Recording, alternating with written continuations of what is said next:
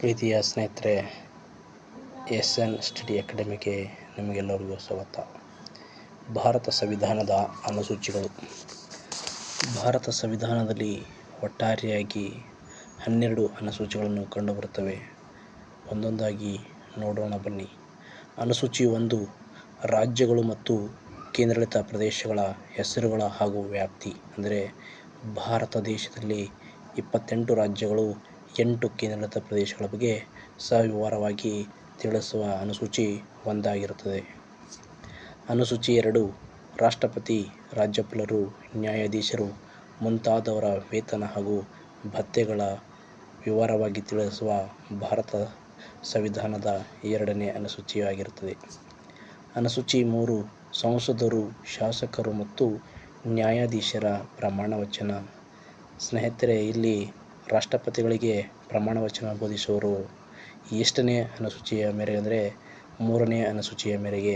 ಅದೇ ರೀತಿ ಭಾರತ ದೇಶದ ಸಂಸತ್ತಿನ ಸದಸ್ಯರಿಗೆ ಪ್ರಮಾಣವಚನ ಬೋಧಿಸುವುದು ಯಾವ ಅನುಸೂಚಿಯ ಮೇರೆಗೆ ಅಂದರೆ 3ನೇ ಅನುಸೂಚಿಯ ಮೇರೆಗೆ ಭಾರತದ ಸಂಸತ್ತಿನ ಸದಸ್ಯರಿಗೆ ಪ್ರಮಾಣವಚನ ಬೋಧಿಸುವುದು ಹಾಗೂ ನ್ಯಾಯಾಧೀಶರಿಗೆ ಪ್ರಮಾಣವಚನ ಬೋಧಿಸುವುದು, ಆಯಾ ರಾಜ್ಯದ ರಾಜ್ಯಪಾಲರಿಗೆ ಪ್ರಮಾಣವಚನ ಬೋಧಿಸುವುದು ಮತ್ತು ರಾಜ್ಯ ಶಾಸಕಾಂಗದ ಸದಸ್ಯರಿಗೆ ಪ್ರಮಾಣವಚನ ಬೋಧಿಸುವುದು ಇವೆಲ್ಲ ಅನುಸೂಚಿ 3ನೇ ಪ್ರಕಾರ ಪ್ರಮಾಣವಚನ ಬೋಧಿಸುವುದು.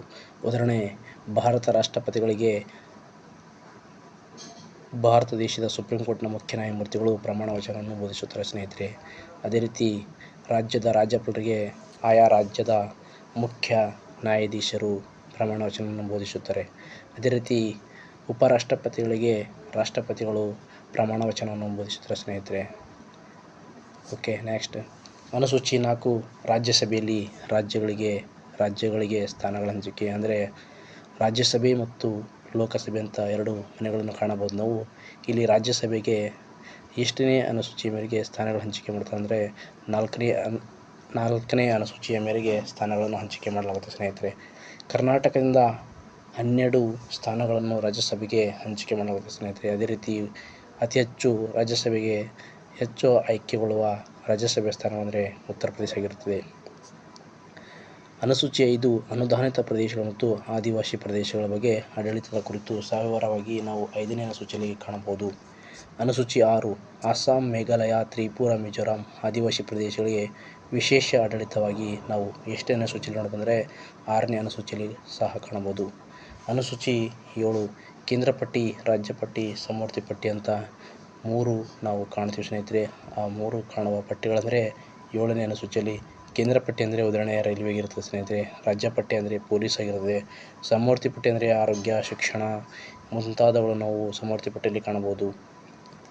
ಅನುಸೂಚಿ 8, ಭಾರತ ಮಾನ್ಯತೆ ಪಡೆದ 22 ಭಾಷೆಗಳು. ಅಂದರೆ ಭಾರತ ಸಂವಿಧಾನದಲ್ಲಿ ಮೂಲವಾಗಿ 14 ಭಾಷೆಗಳಿರುತ್ತೆ ಸ್ನೇಹಿತರೆ. ಈಗ ಪ್ರೆಸೆಂಟಾಗಿ 22 ಭಾಷೆಗಳು ನಾವು ಮಾನ್ಯತೆ ಪಡೆದ ಭಾಷೆಗಳು ಅಂತ ಹೇಳ್ಬೋದು. ಉದಾಹರಣೆ ಕನ್ನಡ ಆಗಿರ್ಬೋದು, ಹಿಂದಿ ಆಗಿರ್ಬೋದು, ಮರಾಠಿ ಆಗಿರ್ಬೋದು, ಇಂಗ್ಲೀಷ್ ಆಗಿರ್ಬೋದು, ಇನ್ನಿತರ ಭಾಷೆಗಳು ಬರ್ತವೆ ಸ್ನೇಹಿತರೆ. ಅನುಸೂಚಿ 8ರಲ್ಲಿ ನಾವು ನೋಡಬಹುದು.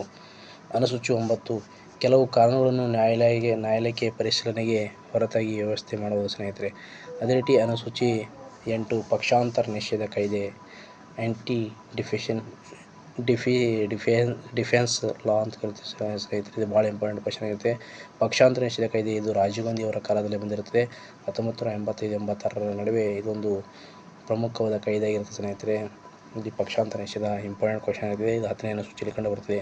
ಅದೇ ರೀತಿ 11ನೇ ಅನುಸೂಚಿ, ಪಂಚಾಯತ್ ರಾಜ್ ಸಂಸ್ಥೆಗಳ ಅಧಿಕಾರಗಳು ಮತ್ತು ಅಂದರೆ 73 ತಿದ್ದುಪಡಿ ಪ್ರಕಾರ ನಾವು ಪಂಚಾಯತ್ ರಾಜ್ ಎಂಬ ಸಂಸ್ಥೆಯನ್ನು ಅಳವಡಿಸ್ಕೊಂಡಿರ್ತೀವಿ.